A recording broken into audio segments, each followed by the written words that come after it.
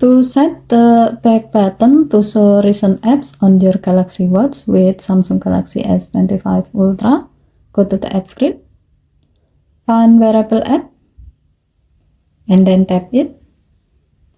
Tap watch setting. Next, tap button and gestures.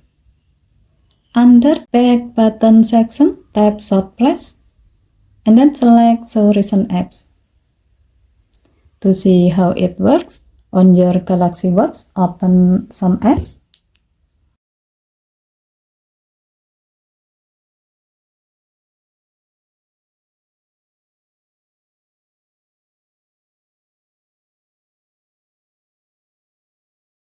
Now, press the back button once to easily open your recent app list.